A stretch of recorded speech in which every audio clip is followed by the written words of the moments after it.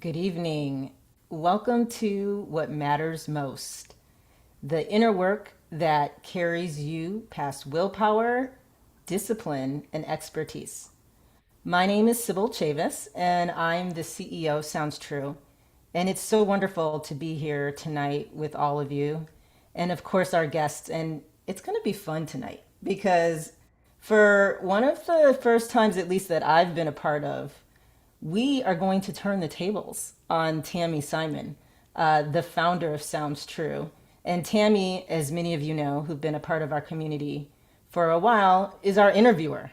She's always asking the questions, but not tonight.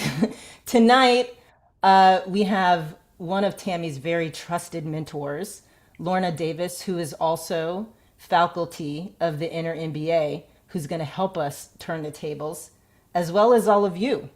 So, if you can, as we're going through tonight's interview, ask questions in chat, put them in chat. We're going to be collecting them. And then after Lorna is done asking Tami some questions, we'd love to take questions from all of you. And I'm also going to share some information with you about the Inner MBA. And for those of you who have not had an opportunity yet to meet Lorna, Lorna served as president of multinational good companies for over 20 years, including Danone, Kraft, and Mondelez.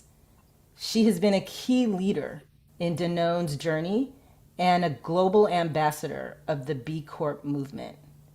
In 2017, as CEO and chairwoman of Danone Wave, Lorna helped establish that $6 billion entity as a public benefit corporation, and it achieved B Corp status in 2018, making it the largest B Corp in the world. Lorna is a member of the social mission board of Seventh Generation, and she's also on the advisory board of Radical Impact. She has lived and led businesses in 7 countries, including the UK, France, and the USA. Welcome tonight, Lorna. Thank you so much for joining us. Lovely to be here, Sybil. Thank you. And of course, we have Tami Simon. Oh, what is there to say? I get to go off script and not read her Please. bio here. But Tami, as all of you know, I mean, she has just been committed to this journey. I was a customer of Sounds True before I got to work with Tami. And Tami began Sounds True in 1985. And, I think a lot of you are familiar with her story. She spent a couple of years in India. And before she came to create what is now one of the leading spiritual companies in the world, she had a message that she was meant to disseminate spiritual wisdom. And I remember Tami telling us the story. We were all like sitting around a conference room, and she was saying how she used to drive around to all of these retreats with these amazing teachers. And she would just listen. She'd be in the back of the room with all of her equipment and recording all of these teachers. And it was the days of cassette tapes, if those of you who are close to my age remember those. And then she would record those sessions and distribute them, and Sounds True was born. And now Sounds True has produced over 3,000 titles, including events, certification programs, online learning experiences. And I'm sure many of you know Tami hosts one of the widely popular podcasts in our space, Insights at the Edge, which has been downloaded more than 40 million times.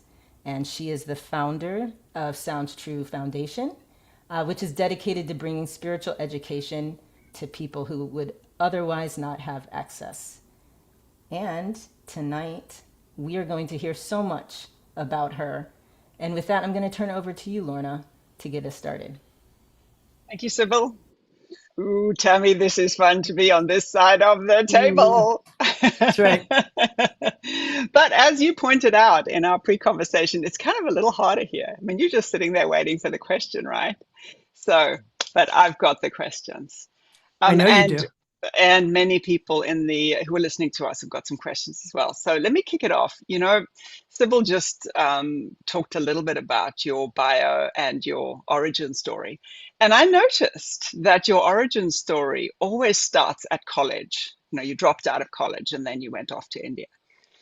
I got really curious about before college. I want to know what kind of little kid you were. They have this thing in America that I think they have this thing called yearbooks where they write things like, Tami Simon, most likely to. So, what do people say about you when you were young, and what kind of kid were you? Yeah. Well, I think early I was the kind of kid who quit taking piano lessons after just a few, much to my mom's disappointment. And she said, "You're going to have to tell the piano teacher yourself that you're quitting." Why? Because I wanted to play football with all the kids in the neighborhood, boys mostly, because my dream was being a wide receiver and catching a ball in the air and the way that felt. So I was very competitive and I liked sports. And one person came over to our house one day and said to my mom, your daughter is hyperactive or something, because I had a lot of energy too. And so I found competitive sports. I remember, I could go on and on, Lorna, but playing ping pong and the day that I beat my mom and then I beat my father and woo, okay. And even interestingly, when I went into business, one of my dearest friends from elementary school said, "It makes sense because you were such a competitive little kid." And that was her association with the business world, was that it was a world that competitive people wanted to be a part of. I think for me, it was the way that I took all the energy I had and I was able to use it and play. And okay, so that was very little. And then things really changed for me as a teenager, and I started falling in love with books. And I particularly fell in love with the writing of Hermann Hesse as a young person, because I think I felt very alone.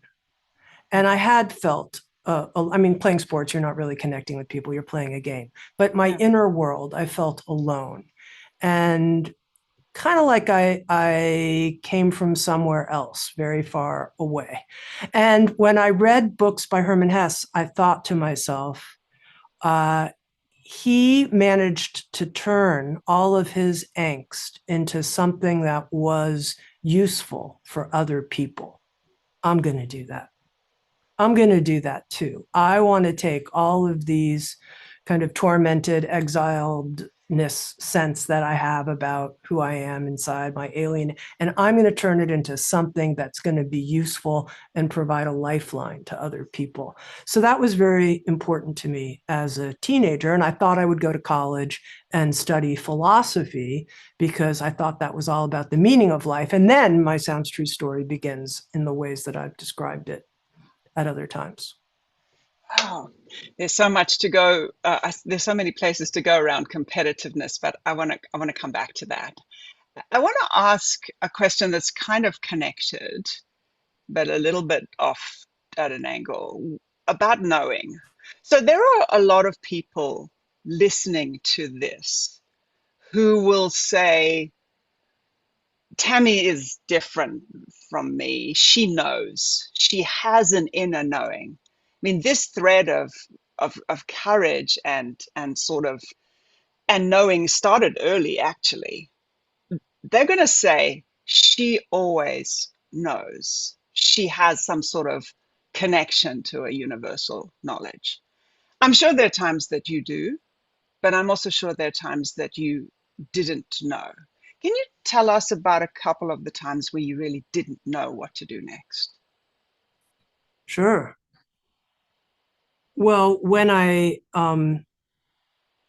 left college at the end of my sophomore year, I knew I wanted to study meditation. So that's what I knew. What I discovered, though, brought me so far out of the map of anything I was familiar with. I was off the map completely, completely. I didn't know anything at that point. Zero, nothing. I had lost the scent of any trail because I had become such a different person after spending a year in Asia. And so what did I know? I didn't know anything, nothing. I knew how to sit and be in space, but here was the one thing, and it's the one thing that has continued, I think, which is some tracking of interior experience, some tracking of bodily sensations. You could call it a type of embodied immediacy, if you want to use like fancy language for it, and tracking that such that when something right is happening, I get the information. Like I get like, okay, now's the time when you're supposed to ask this person that thing. Now's the time when you're supposed to do that or whatever. So I'm tracking. I don't know anything. I'm like, you could say I'm an idiot in space. It kind of feels that way to me sometimes, but I'm tracking and but then something comes in and that's the moment. So are there times when there's no tracking going on? You're just like spinning around? And then I try to get grounded. Yeah, I don't like that. I don't like that feeling. So I try to get grounded. So there is a sense of a earth and inner kind of sensation and what's happening and how do I navigate? How do I know if I should get up from the chair? I mean, anything. And how do you get grounded? Oh God, there's so many great ways to get grounded. I breathe into my belly is my natural place to let my belly be big. I feel my butt on the seat, feet and seat. So I feel my feet, I feel my seat. I have a little rock here. I'll introduce you to my friend. Today, I didn't feel particularly grounded because I'd been traveling for a bit with my friends and I was in a backpack. That's not my normal thing. And my purse, I couldn't find my wallet. And I was like, you need to hold on to your rock for a few minutes, Tami. And just, okay, so there's that. I have little signs on my desk that help me. Here's a good one. This is based on IFS. I don't know if you can see it. Yep. Center of the head, and it puts me in the central channel of the body, which is our kind of inner current of grounding energy. So I use a lot of different things depending. I walk a lot. I'm in nature a lot. I talk to my dogs. I pet them. I talk to them. Yeah, put my hands on the desk. That's a great one. Just feel the solidity of something. Cool. Cool. I'm sure everyone's writing frantically. You said you just went away with your friends. Where'd you go? Yes. What'd you do? Well, as you know, and as everyone listening to this knows, I'm not the CEO of Sounds True anymore. So I'm in a beautiful founder role.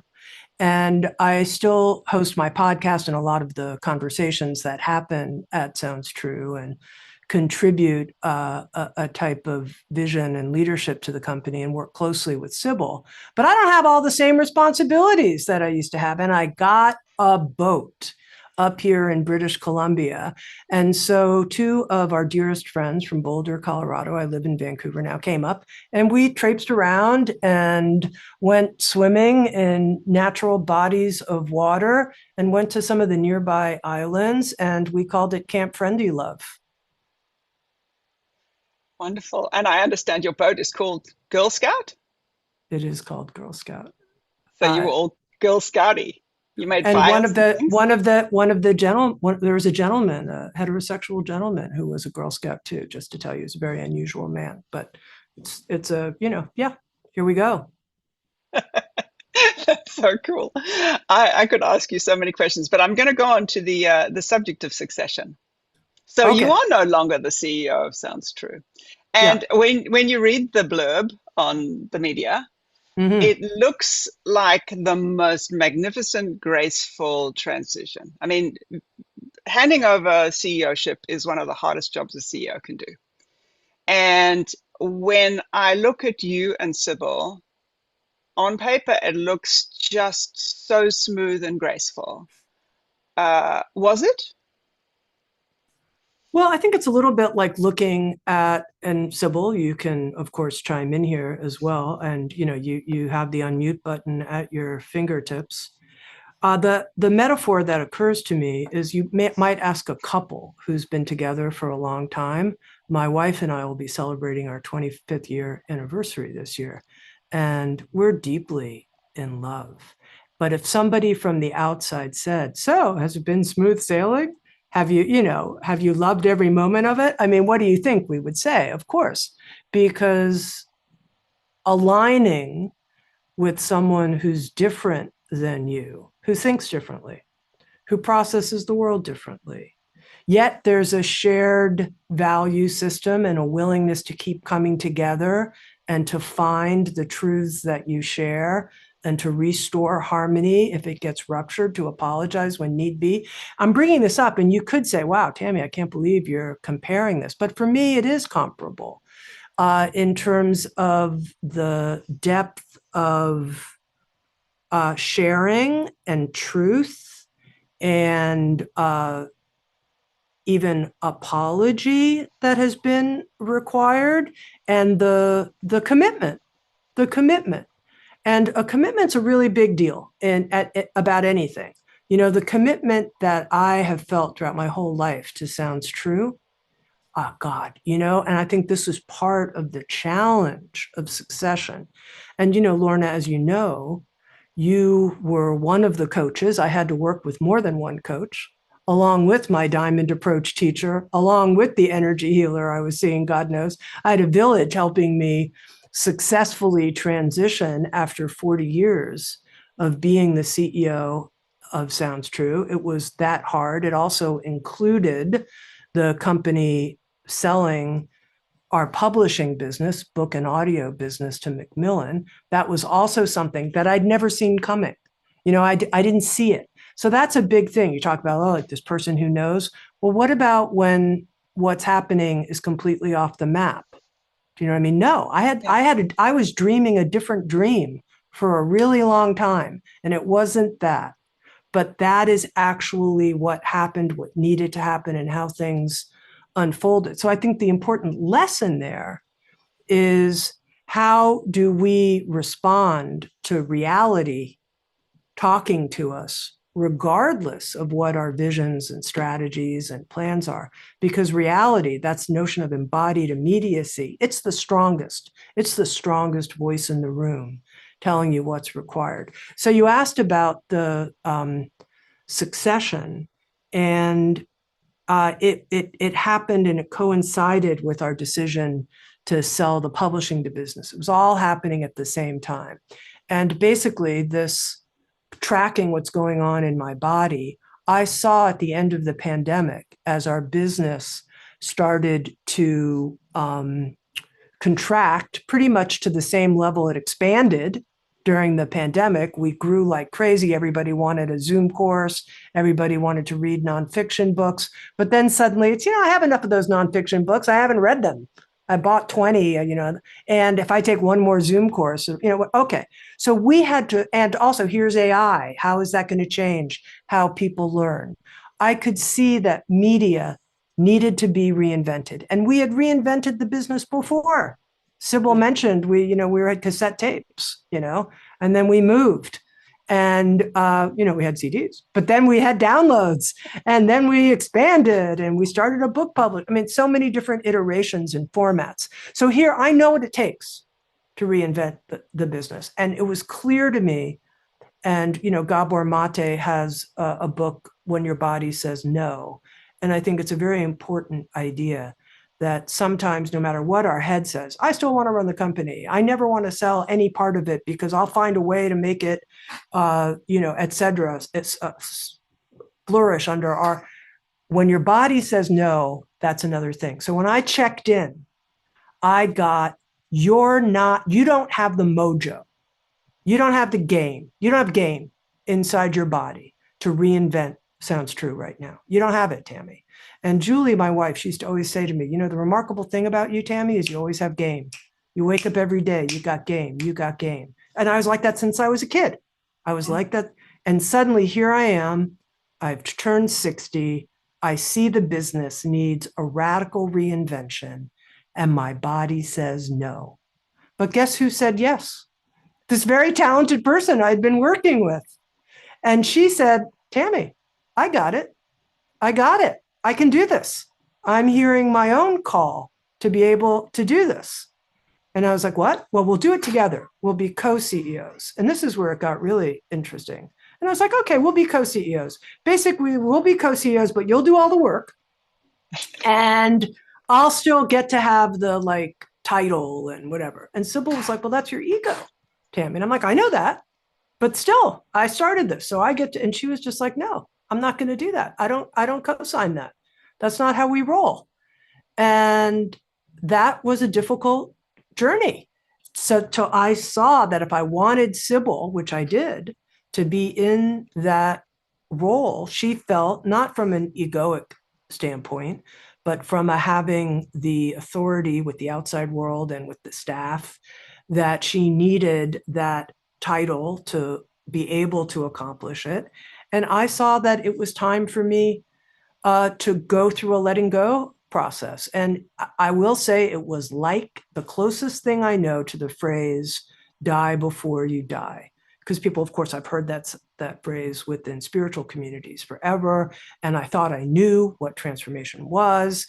You go into the chrysalis, you dissolve into goo. I thought I knew that because I'd been doing that at retreats, and I'd been doing that in all different kinds of kind of meditative explorations, but I had never done it in my life where I felt giving up this leadership in this way of sounds true.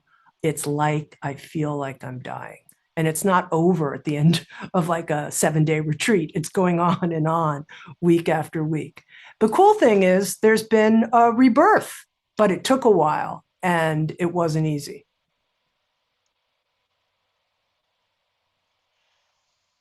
I want to interview Sybil now, but she's not You on the can. table apparently. You can. You can. That answer really moved me. Thank you. You mentioned the advisors you have, the people in your inner circle. And over 40 years, you've had many people around you, some inside, sounds true, some outside. You pick some unusual people, right? People that are not on the normal CEO roster of the, Fortune 500 people. How do you pick them? And how do you integrate their points of view? Well, when I started, I couldn't find any women business advisors. I didn't know you, Lorna, and I didn't know Eileen Fisher and Rose Macario from Patagonia. I didn't know you back then. And what I did notice was that it was really hard back in 1985 to find business advisors like the team of advisors we brought together at the InnerMBA. I didn't have such people in my life. There were business advisors who could help me come up with the business plan and strategy, but they thought that my goal was about financial success, period. They didn't understand the other goals that I was simultaneously in the same breath, right along with that, trying to lift up. And I always felt in that sense that I was misunderstood and that it was, I couldn't find any business advisors who spoke to my heart really in the early years. And part of my motivation around the InnerMBA is to bring some of these brilliant people that I've met in the past decade forward to students, to participants, to people who are trying to get advisory inputs. I didn't know someone like Melissa Bernstein, the entrepreneur in residence at the InnerMBA, to help me understand product creation. So I had to make a lot of it up. And instead, I found advisors really who helped me with my spiritual life and my spiritual development. And believe it or not, I think that was extraordinarily key to the kind of success of the business, because I was able to stay grounded in a sense of purpose the whole time. And the purpose was never and has never been, oh, let's just go ahead and, sell more XYZs. No, it's always been, are we actually going to create awakening moments for people? Let's do that. And if we do that successfully, if we successfully distribute spiritual wisdom, we will be giving the greatest value there is to people. Because for me, it's been the greatest value in my life. As I said, it was a lifeline for me as a teenager and through college. It's like, if I throw that lifeline out to people and give that kind of value, they will exchange value for that. There will be dollars coming back in, like a value to value. But it was so hard to find advisors who resonated with me. Even when I went out to raise money for the very first time when we were developing online learning, and this was, 20 some odd years ago when we started doing some live digital learning. I talked to one and he said, Tami, you look to me like you have 5 green heads the way you're talking. And I'm like, I probably do. I probably do. To you, I have 5 green heads, and then I found someone who invested back in the company a long time ago. And we've since bought back his shares and everything. And it all worked out beautifully. And what he said to me was, I want to see the whole field of spiritual intelligence increasing in the world. I want to see that rising. And I'd rather put my money in a for-profit like you than a not-for-profit who's doing this kind of work, because you're going to be able to scale. You're ahead of your time, but your business will scale, and a nonprofit doesn't have the same kind of capacity. And they say you get the investors you deserve. And I think that's true. And in that sense, that's been one of our successes. And you get advisors too along the way. I met you when you came in to the InnerMBA. And when I found out you did coaching, I was like, holy God, maybe she'd coach me, because I was like, that's a person I can learn from, because I could feel the values alignment and the heart alignment. So some of it, I think, is finding those people who really are the right fit. And then, believe it or not, because they're the right fit and you ask them, they go, yes, of course, because they feel it too. They're feeling it. Mm. Mm. So this dance between profit and purpose. So you've got this deep, well, commitment, desire, knowing to transform the world through spiritual wisdom, and you create a for-profit business. And that dance isn't easy. It's not easy day to day. It sure wasn't easy when you were in negotiations with Macmillan and other potential people to sell your business to. Do you think that sort of tension not only made you a scalable business, to quote your advisor, but it made you a stronger business than if you'd been a not-for-profit? Yes, for sure, because we're working with marketplace dynamics, and we have to figure out what people want to spend their money on. And that makes you strong. That makes you hone your product creation. Personally, I love Sounds True. Sybil, in the introduction, she mentioned that we have the Sounds True Foundation. I love having a for-profit and a nonprofit vehicle that the company can operate together and in harmony. We can have scholarships. We can do a lot of pro bono work. We can ask people who want to support the work that we're doing to reach incarcerated people or other populations who aren't going to buy. Yay, it's incredible. And we have the for-profit side that strengthens our product development, our market fit, and our need to hit market fit. That also keeps us independent. We're not dependent on, this funder could go away or that funder. No, it's okay. We're crazy entrepreneurs who figure stuff out. We make things. We create. We solve problems. We always know there's a way. Value will be exchanged for value. So I love both coming together.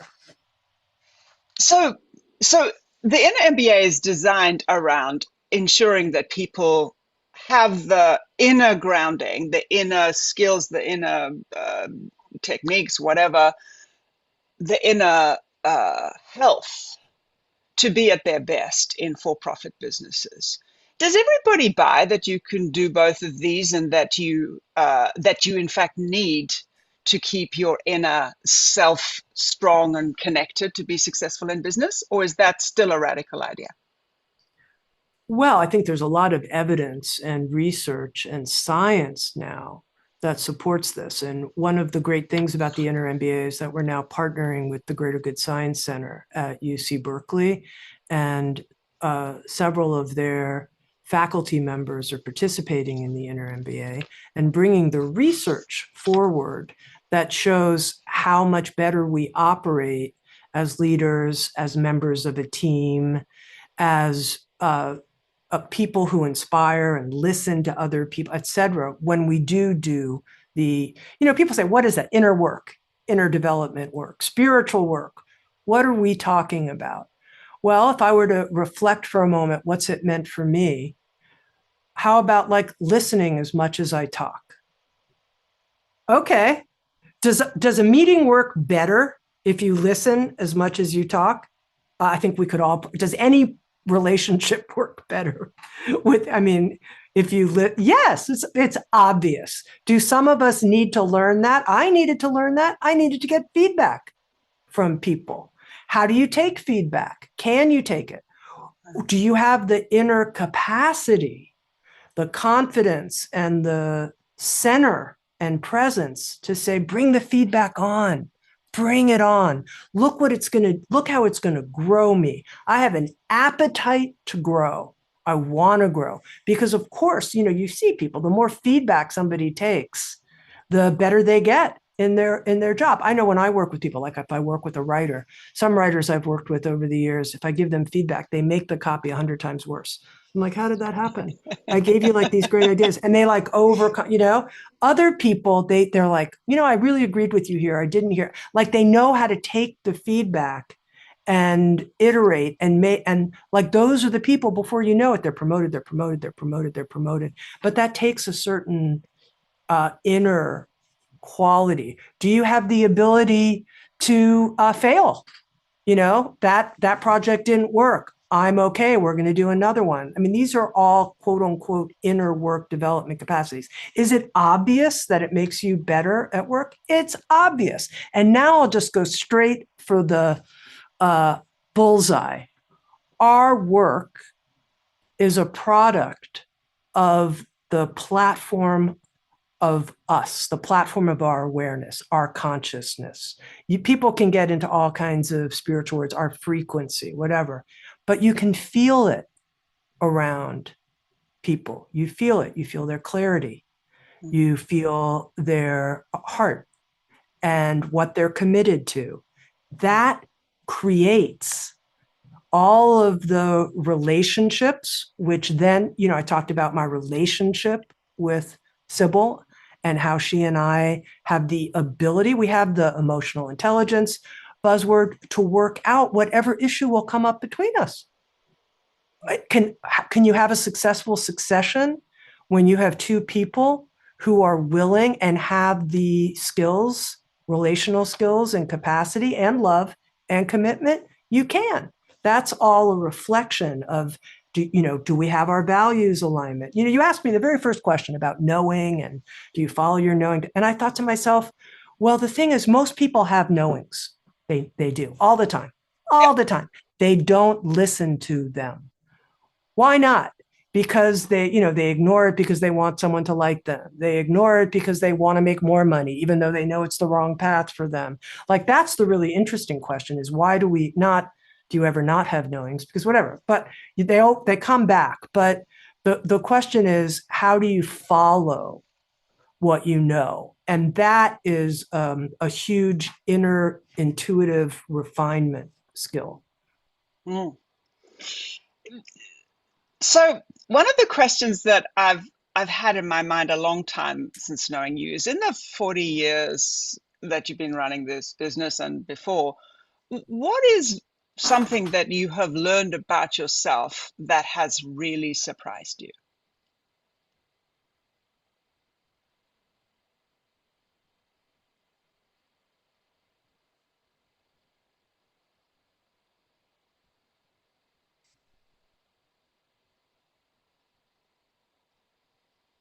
How I'm at my best when I let myself feel the most deeply. Even if that takes me someplace at first I'm not sure I want to go. If I go deeply into my feelings, that's when what comes from me, quote unquote, to use the phrase from this webinar, what matters most. That's what gives birth to what matters most, is this, it's this depth. And, you know, I was thinking about like, what are the inner skills that really matter? And I mentioned some of these, but I'll tell you what I think the biggest one is. You ready? It's sincerity. I didn't always know that. Sincerity. And sometimes Sybil will use this term. She'll use the word purity. And I don't know, I think maybe because, you know, sex, drugs, and rock and roll or whatever. I'm not sure purity is the word I would choose. So I choose this other word, you know, whatever. I choose this other word, sincerity. But I think that we're actually pointing to the same thing. And it's a certain kind of quality. And when I feel that in people, first of all, I'm like, oh my God, that's my person. I can feel that thing in them. And, you know, it's interesting because it's not a term that's very, it's not a word that's very popular right now. Yeah. You know, it's not a word. It's not cool. Yeah. It's not flashy. You know, it's a little quote unquote earnest. Oh my God, that person's so earnest. But I think we might need a little bit more. I know it's a part, it's that thing that you will give anything for. It's that thing where you know inside, this is holy to me. I care so much about it. That's why even like when you ask this question about purpose and profit, my whole thing has always been when I am on purpose, which I've tried to live my whole life on purpose and I continue to, I feel like, and this is just my feeling, that there is a kind of grace field that is operating because I'm have the sincerity to be true to that. And because I want to do it in a way that makes enough money, both for my own flourishing life and family and for the people I work with and for the authors, the sincere authors we work with, I want us all to be flourishing. I know we will figure it out. We will figure it out. So we're in an unprecedentedly challenging time in the world. Is that a fair thing to say? I think that is very fair. It's easy to get down for all of us at times. What do you do to keep clear, grounded, and on purpose? Yeah. Well, one of the things I've started saying to myself, because I actually think it's true, is I'm a person from the future. And being from the future, where we know all kinds of things and we're living in all kinds of ways that aren't true today, I'm going to bring that here. And I'm going to help bring the future here. And I notice when I feel and I think that way, I feel on purpose and I feel buoyed by that. I'm not necessarily looking just, I mean, yes, look at what's happening and be a creator. Look through eyes of faith and possibility. What, you know, Sybil, when I first started working with her, she had a blog called The Possibility of Today. And I was like, oh my God, you're a possibilitarian. And I've become a possibilitarian. Yes, it's true. I want to put my energy into the possible. I've been working with a coach because I can get afraid. I can get afraid about all kinds of things. I have a temperament that is very like, I mean, I told you I'm looking inside. I can be, you know, one of the authors that I worked with, he said, anxiety is groundlessness from the ego's point of view. So I live in a groundless world. And most of the time, if I'm not anxious, great. But if I'm anxious, suddenly I'm looking at it from an egoic perspective instead of a happy space perspective. But this coach said to me, Tami, what about every time when you start feeling afraid, move from fear to capability? So when you're saying like you're down about the world or blah, blah, blah, underneath it is a fear that all the suffering about, well, what are our capabilities? Who am I going to call? What project am I going to do? What do I want to work on that I care so much about? That's the deep feeling place that I was talking about. Like once I touch that deep feeling place and it says, I'll chop my arm off for this. I care so, whatever, I'm exaggerating, trying to make a point, but I care so much, I will do it, I will give, whatever. Stuff happens. Things work. People come.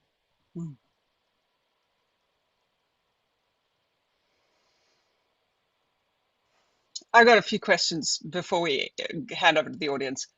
You've been married for 25 years to Julie. How much work do you take home? Well, first of all, if we talk about my marriage, it's the happiest things for me to talk about. Take home a lot less than when I was the CEO. I'll tell you that. A lot less. A lot less. I try to, I think what you mean, I work from home, but I think what you're trying to point at is how much do I bring into it? How much do I talk about it?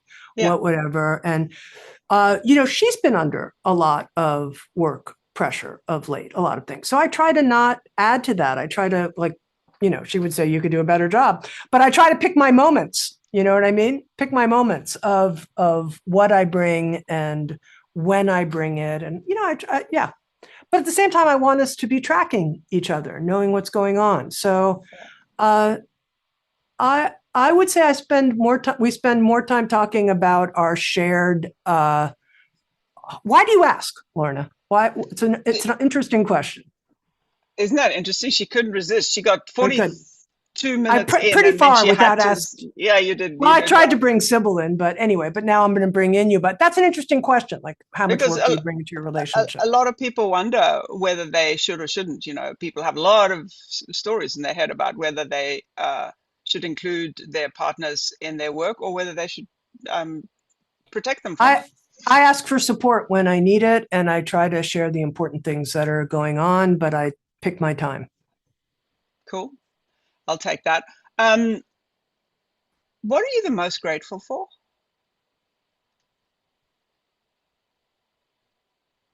That's a good question. Oh, this is the first good question all evening? No, but that's a particularly good one that I like. What occurs to me, part of Camp Famsilium, two of our friends are Jewish friends.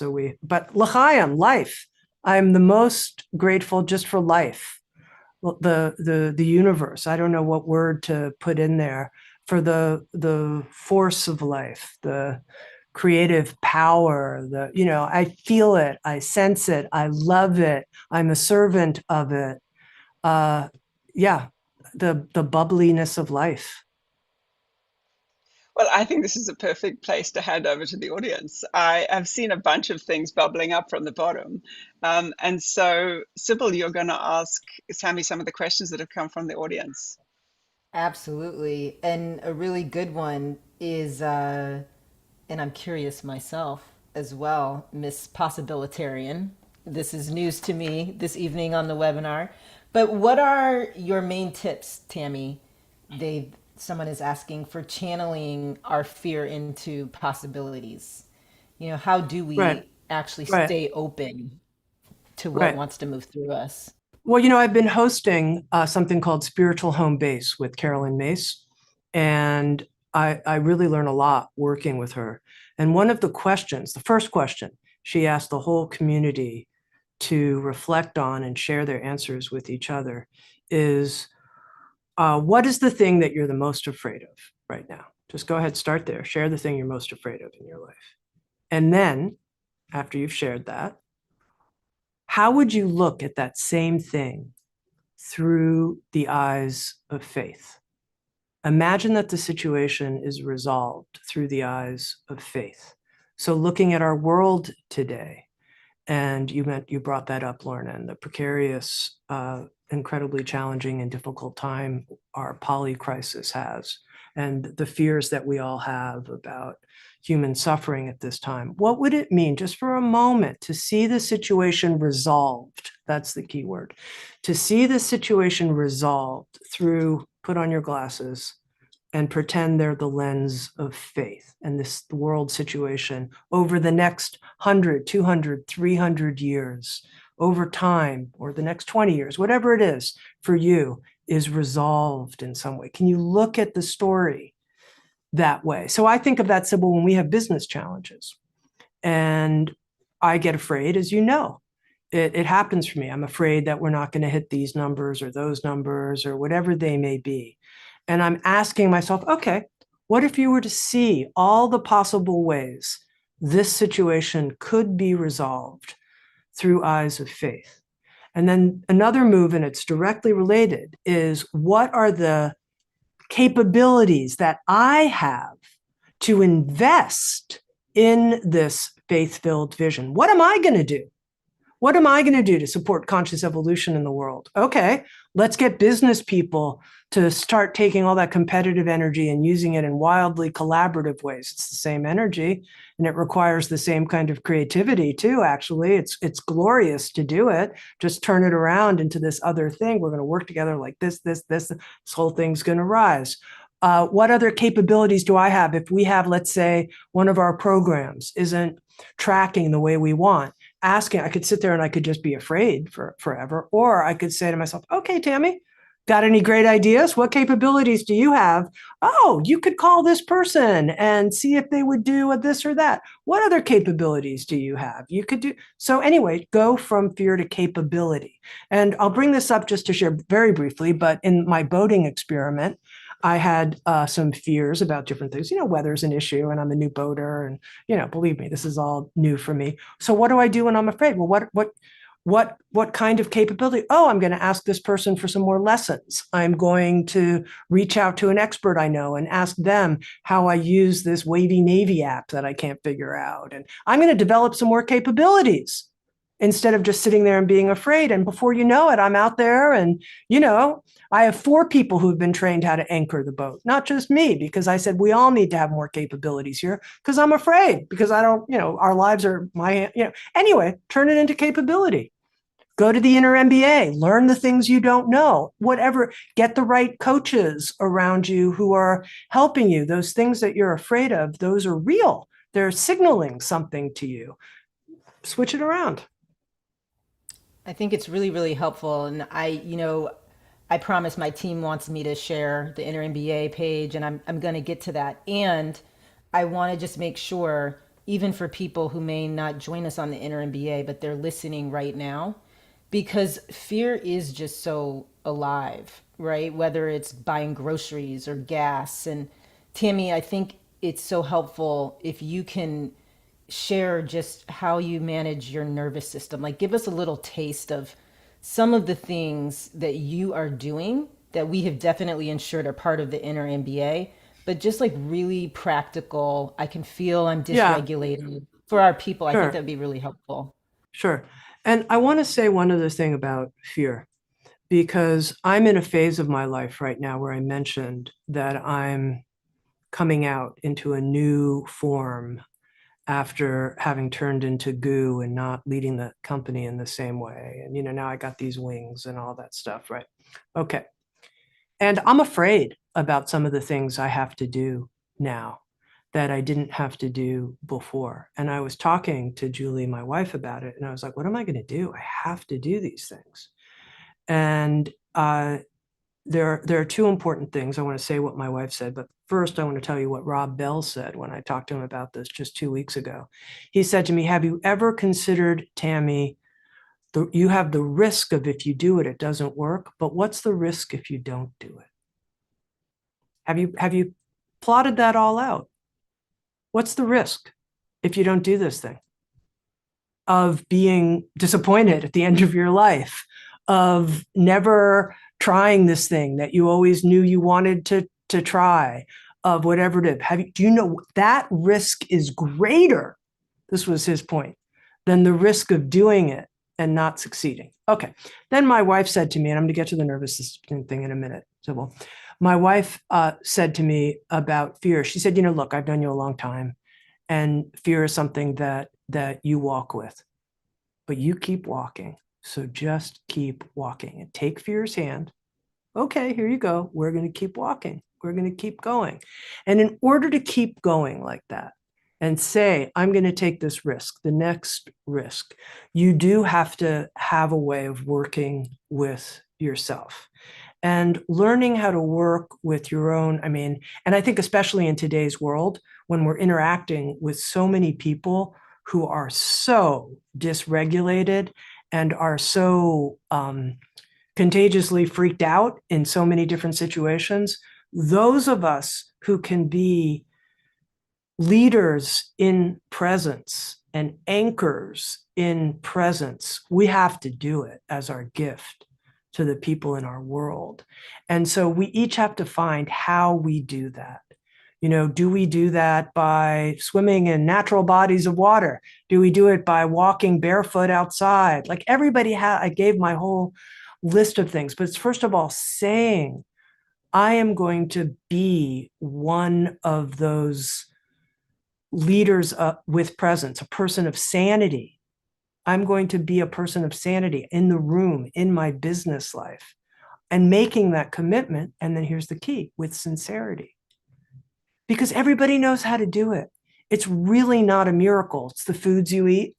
If you're not, if it's how much sleep you're getting, it's how much exercise you're getting.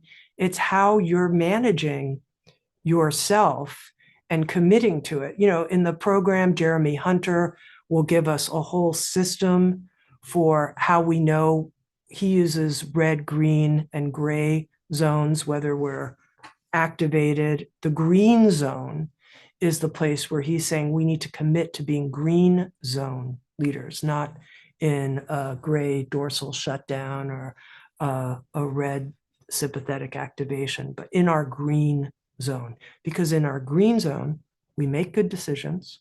One of the things, Lorna, I asked you, I don't know if you remember, I said, what's the number one quality you think conscious business leaders need to have? I loved your answer. You said clarity.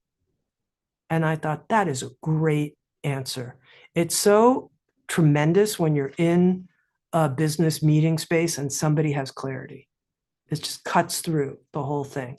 Well, we have clarity when our executive function is completely online, when we can see in a clear way. And that's when we're a green zone leader. So Jeremy, as part of the InnerMBA, will be teaching on that. I think, did I answer your question, Sybil, about, and we have to triple down on it now, not just double down, triple down, because of how much the earth underneath us is shaking and we all feel it. So it really takes a big commitment and support from other people. Really helpful, really helpful. And this next question is related because someone is asking, when you're trying to be innovative in your field and you're going after things and it's one door closes after another door closes, and another door closes, how do you keep that momentum going? And if this person is in the InnerMBA and they're going through this in real time while they're in this program, what is your tip? What will they be learning, in a very practical way? How do you keep going when you just feel like you just keep getting doors shut and everything is shutting down and the fears are rising? How do you keep going? What's your one tip? If that were happening, I would ask for guidance. And I would start by asking for my own inner guidance, like for a dream, or to be shown, what's going on? Why do I keep, what's happening here? And then I would also ask some smart people for some reflections. What do you think's happening? And somebody might say, look, I had 100 doors shut on me and blah, blah, blah. You just have to, oh, that's how this works. So I guess what I'm saying is it's like, imagine a bloodhound and they're smelling a scent on the ground. And they go and they can't, it's not there. Go the other way.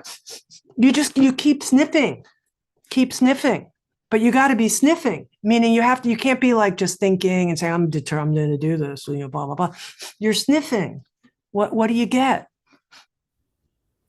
And if I'm reading the mind of the person asking the question, Tammy, just to push a little more, Sure. like I'm How do you, tired. how do you, how do you How sniff do like I a keep bloodhound? sniffing? Yeah, how do I keep like where's Well, get that some good. energy coming from? Like how do I know it's okay to keep sniffing? What do I do? I Look, want to I think there's something that you could call alignment.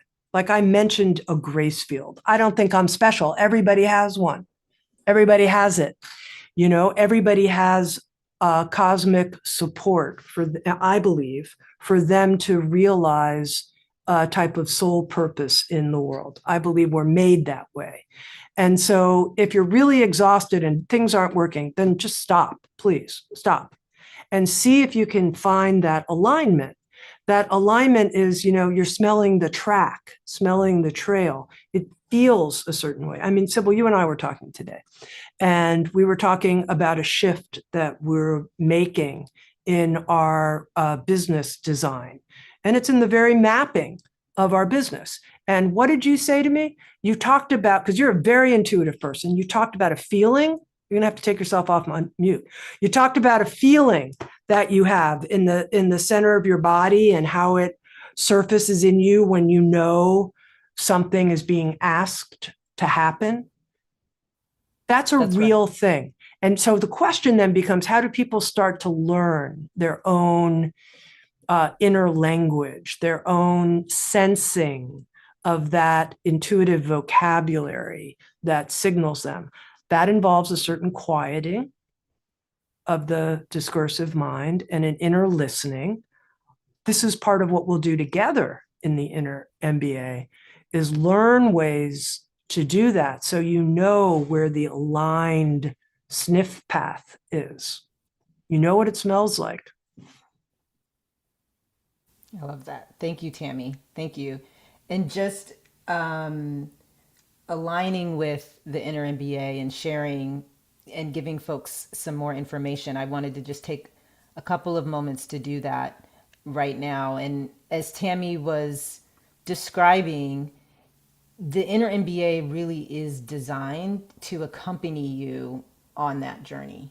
I always tell Tammy and the team, I'm like, when I was trying to figure out what is this something more, this tug that I'm feeling, and I was sitting in corporate America working as an attorney and didn't really know what to do about it, I would have given just about anything to be able to be surrounded by Tami and Lorna and the faculty in the inner MBA as I was trying to find my way through so I could keep sniffing and know that my sniffing was going to lead me somewhere. And that's really what this program is designed to do. So just imagine a world where in October, on October 23rd, for 3 days, it really is that time to just like get quiet because it's so easy to just run through this year.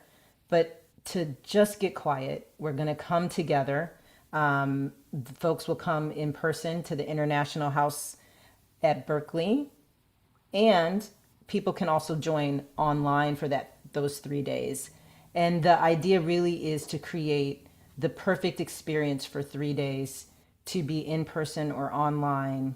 And it's our kickoff weekend where we are just thinking about and reflecting on what is this inner tug, as one of our teachers, Natalie Kogan, describes.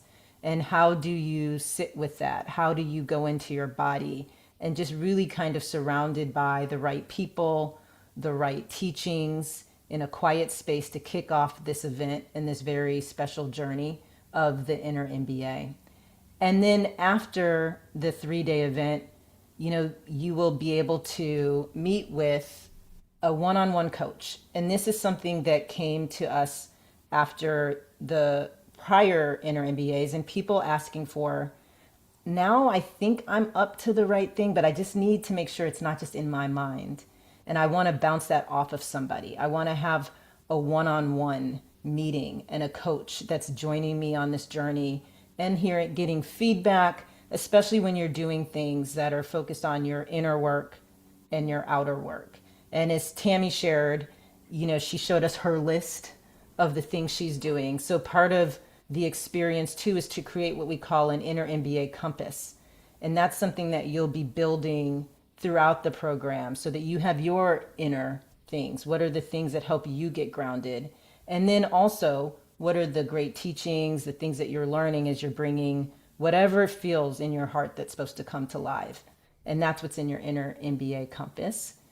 And then you'll go through 6 modules with our great faculty.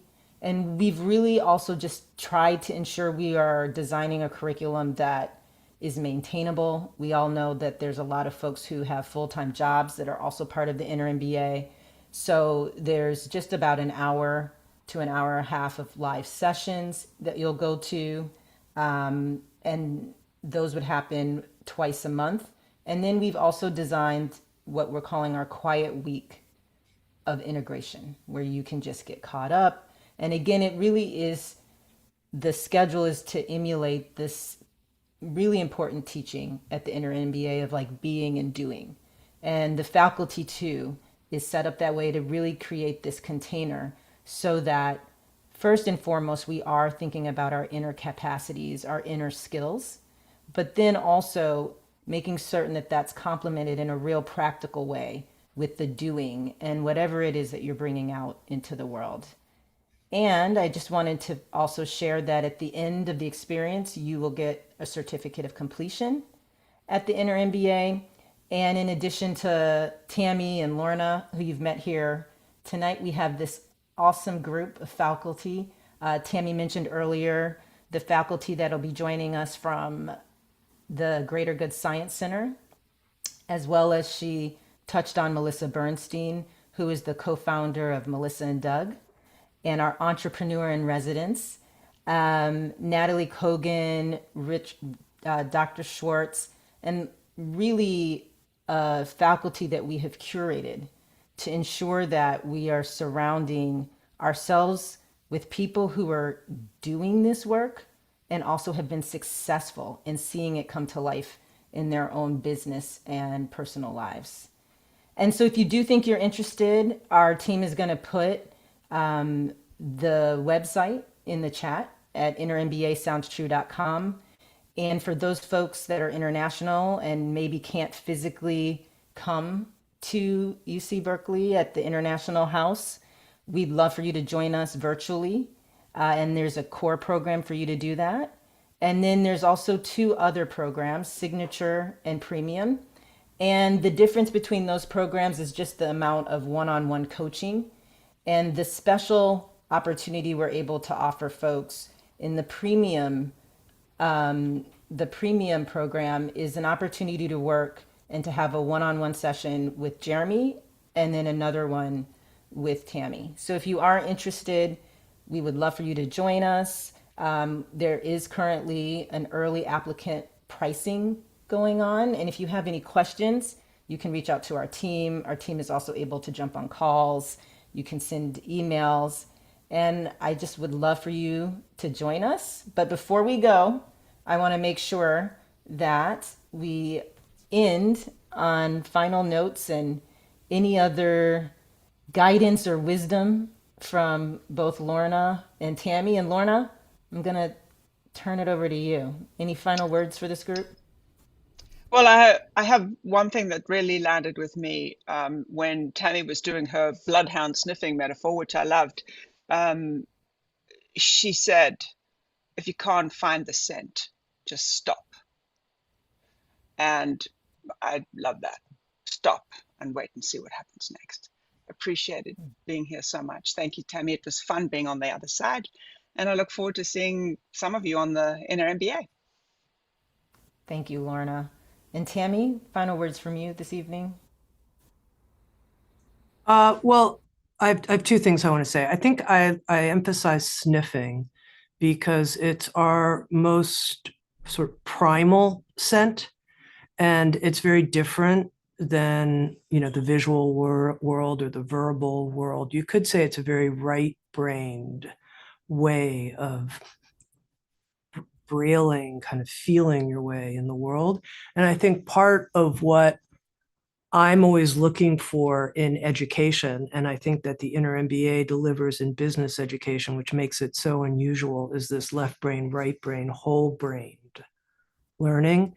And we don't live in a whole-brained society. And I think because I'm a person of the future, which is, you could also say someone who from the past, but we won't get too complicated about the nature of time and everything. My point being, whole-brainedness is the best kind of learning. It's the best kind of learning. And then just the one other point I want to make is that Lorna asked me about growing up, and I didn't really talk about, I talked about, wanting to run around and play football, but I didn't really talk about just kind of how lonely I was really as a kid.